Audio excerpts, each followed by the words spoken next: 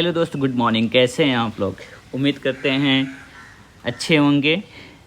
आज की क्लासेस में हम लोग इंटीग्रेशंस की क्लासेस बाबू हम लोग चालू करेंगे।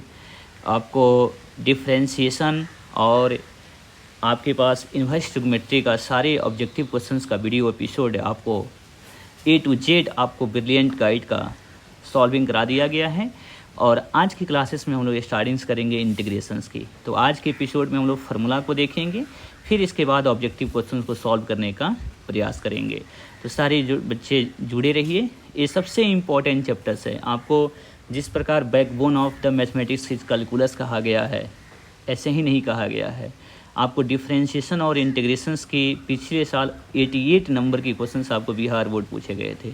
तो आपको दो चैप्टर्स बहुत इंपॉर्टेंट हैं, आपको डिफरेंशिएशन और आपको इंटीग्रेशंस। ये दोनों चैप्टर्स बहुत बेहतरीन तरीक़ा से आपको तैयारी करना चाहिए, जिससे कारण आपको 90+ मार्क्स मैथ में आ जाएगा।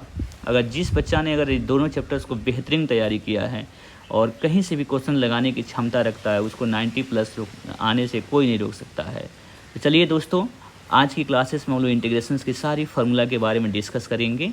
इसके बाद फिर हम लोग ऑब्जेक्टिव एपिसोड चालू करेंगे, ठीक है ना। तो चलिए दोस्त, बिना देर किए आप लोग जुड़े रहिए। रिंकू सर बेतियाँ सर्च करेंगे यूट्यूब पे, आपको ये वीडियो मिल जाएगा।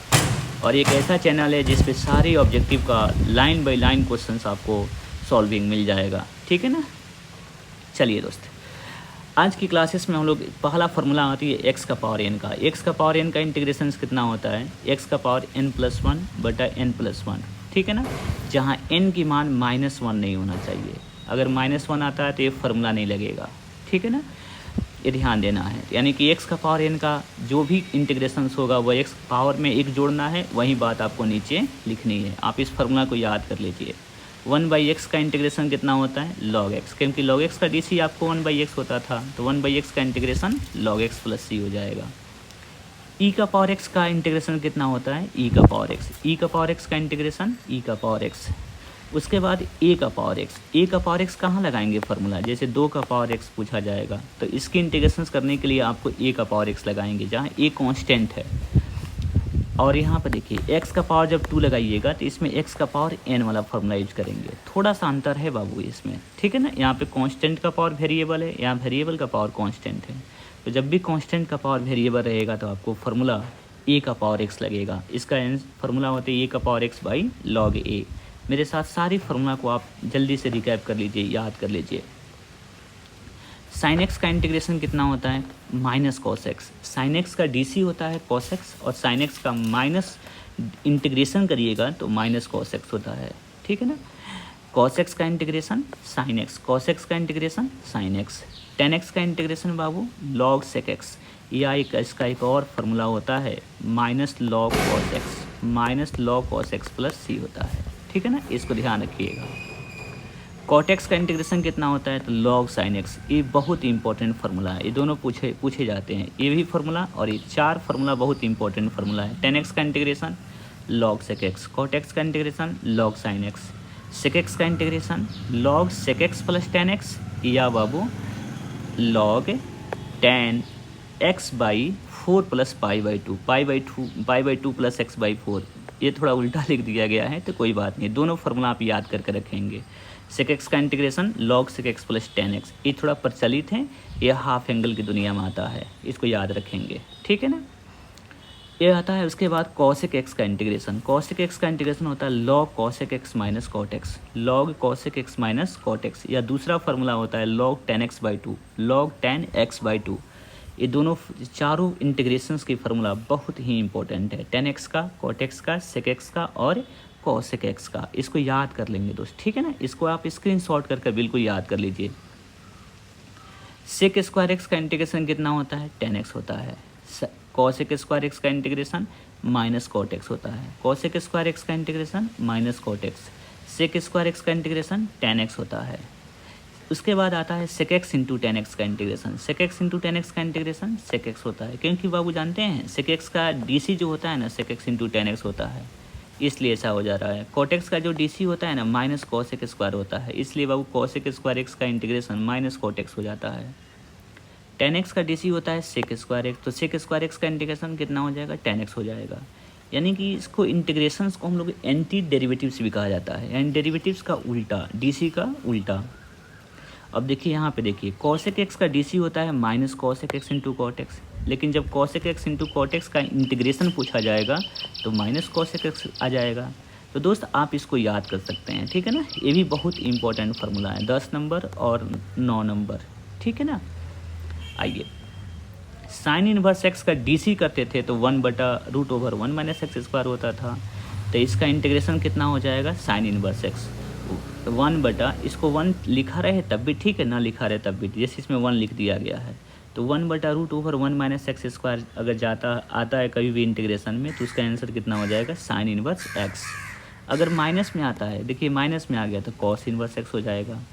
1/1 plus x square, 1/1 plus x square कितना होता है बाबू, tan इनवर्स एक्स का इंटीग्रेशन है। -1/1 प्लस एक्स स्क्वायर, इसका इंटीग्रेशन कितना हो जाएगा, कॉट इनवर्स एक्स। बाबू अगर साइन tan का याद हो तो कॉट का याद हो जाएगा, क्योंकि इस पर बस माइनस लग जाएगा, माइनस लग जाएगा तो कॉट हो जाएगा। साइन रहेगा तो प्लस, कॉस में रहेगा तो माइनस, बस इतना याद रखे रहिएगा। उसके बाद 1/x√x स्क्वायर -1 का इंटीग्रेशन कितना होता है, सेक इनवर्स एक्स। अगर माइनस लग जाएगा तो कॉसेक इनवर्स एक्स हो जाएगा, ठीक है ना। तो आपको यह इन्वर्स वाला भी फार्मूला बिल्कुल आपके एग्ज़ाम में पूछी जाती है। जब भी आपको कहा जाएगा कि इसका आप इंटीग्रेशन करिए तो इन्वर्स में आपके पास ट्रिगोमेट्री इन्वर्स में ITF में आपको इसका इंटीग्रेशन आता है। अब आते हैं दोस्त यहाँ पे क्वेश्चन देखिए, एक और फार्मूला बेहतरीन फार्मूला है। अगर ax प्लस b का पावर n होगा तो आपको इसमें यह x का पावर n वाला ही फार्मूला लगेगा, पावर में एक जोड़ेंगे और फिर वहीं बाबू नीचे लिखेंगे, तो यह n था ना, तो n+1/n+1 हो गया।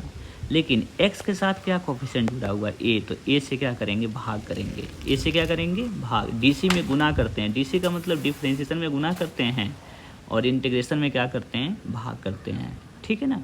जैसे आपको इस पर क्वेश्चन मिलेगा कि अगर आपको 2x + 5 का पावर 100 दे दिया जाए, इसका इंटीग्रेशन बताइए, तो 2x + 5 का पावर बाबू हो जाएगा 101/101, अब गुने कितना हो जाएगा, 2, नीचे 2 से डिवाइड करना पड़ेगा, तो इसको कैलकुलेशन कर दीजिएगा। तो 2x + 5 का पावर 101, 2x + 5 का पावर 101 बटा हो जाएगा 101 में 2 से गुना करेंगे तो 202 हो जाएगा, आंसर आ गया। तो इस टाइप पे फार्मूला हम लोग इस टाइप के क्वेश्चन को सॉल्व करने का प्रयास करेंगे तो सॉल्व हो जाएगा, ठीक है ना। हम आपको इसकी सारी हर टाइप पे क्वेश्चंस भी सॉल्व करवा देंगे। उसके बाद आता है एक सम ऑफ इंटीग्रल, स्पेशल इंटीग्रल का फार्मूला है dx/x² - a²। ये फार्मूला बहुत इंपॉर्टेंट है दोस्त, या 1/2a log x - a/x + a, इसको याद कर लीजिएगा, ठीक है ना। ये 7.4 NCERT के चैप्टर जब बनाएंगे तो ये आपको फार्मूला मिलेगी, ठीक है। चलिए आगे चलते हैं। उसके बाद अगर आपके पास इंटीग्रेशन ऑफ a² - x² आता है ना, तो दोस्त 1/2a log a + x/a - x। अगर यहाँ पे a² पहले आ गया तो ऊपर प्लस आएगा, इसको याद कर लीजिएगा। dx/ अगर x² + a² आता है तो 1/a tan इनवर्स x/a हो जाएगा, ये फार्मूला हो जाएगा। लेकिन यही फार्मूला जब अगर रूट में रहेगा तब क्या होगा, तो देखिए रूट में अगर a² - x² आता है, देखिए दूसरा नंबर इस सेम क्वेश्चन बहुत पहला लेंगे, लेकिन दोनों में अंतर क्या है, इसमें रूट नहीं लगा हुआ है, इसमें रूट लगा हुआ है। जब रूट लग जाएगा तो इसका फार्मूला अलग हो जाएगा, ये होता है sine inverse x/a, sine inverse x/a। dx/x² - a² का तो log x + √x² - a², ये फार्मूला और ये फार्मूला दोनों सेम है। अगर यहाँ पे माइनस रहेगा तो माइनस दीजिएगा, प्लस रहेगा तो प्लस दीजिएगा, ठीक है। अब आते हैं ये वाले फार्मूला पे, अगर अगर a² - x² रहा तो इसका फार्मूला होता है x/a, a² - x² plus a²/2 sine inverse x/a plus c हो जाएगा। और ये दोनों फार्मूला बहुत सेम मिलेगा, देखिए x/2 अगर x² - a² तो यहाँ पे x² - a², यहाँ प्लस है तो प्लस रहेगा। और देखिए a² यहाँ माइनस में है तो बाबू माइनस में रहेगा, यहाँ पे a² प्लस में है तो प्लस में रहेगा। और लॉग ये दोनों सेम लिखा हुआ है, x + x² - a², अगर इस माइनस में है तो बाबू माइनस वाला आएगा, प्लस रहेगा तो प्लस में आएगा। तो बाबू इस एपिसोड में हमने आपको फार्मूला का डिस्कशंस किया है, फिर नेक्स्ट वीडियो में हम आपको सारी क्वेश्चंस का सॉल्विंग करने का प्रयास करेंगे। तो इस सारी फार्मूला को हम लोग सोच रहे हैं कि आप लोग जल्दी से एक रिकैप कर लीजिए और आप इसको याद कर लीजिएगा। तो नेक्स्ट बाबू कल से हम लोग ऑब्जेक्टिव क्वेश्चंस नेक्स्ट वीडियो में 2010 से लेकर 2025 तक 15 साल में जितने भी आपको ऑब्जेक्टिव क्वेश्चंस आए हैं इंटीग्रेशंस की, वो सारी सॉल्व करने का हम लोग प्रयास करेंगे दोस्त, ठीक है ना। तो तब तक के लिए आप लोग सारी फार्मूला का स्क्रीनशॉट कर लीजिए, आपको एक बढ़िया याद हो जाएगा। चलिए हम आपको इसको सारी फार्मूला को एक स्क्रीनशॉट कर लीजिए, थोड़ा थोड़ा करके स्क्रीनशॉट कर लीजिए, आपको याद हो 10 तक इसमें कंप्लीट कर लीजिए स्क्रीनशॉट। उसके बाद एक टाइप नीचे भी हो जाएगा और यहाँ से एक स्लॉट में कर लीजिए, 3 स्लॉट में आप इसको फार्मूला को स्क्रीनशॉट कर लीजिए, आप इसको याद कर लीजिएगा। शुरुआत यहीं से करेंगे, फार्मूला आपको याद रहेगा, ऑब्जेक्टिव क्वेश्चन बनाने में थोड़ा भी समय नहीं लगेगा। तो इसलिए उम्मीद करते हैं कि आप लोग सारी फार्मूला को एक छोटा सा मिशन मान कर याद कर लेना है। चलिए जुड़े रहिए आप लोग आर के mathematics classes Rinku sir BT के साथ। For this thanks a lot.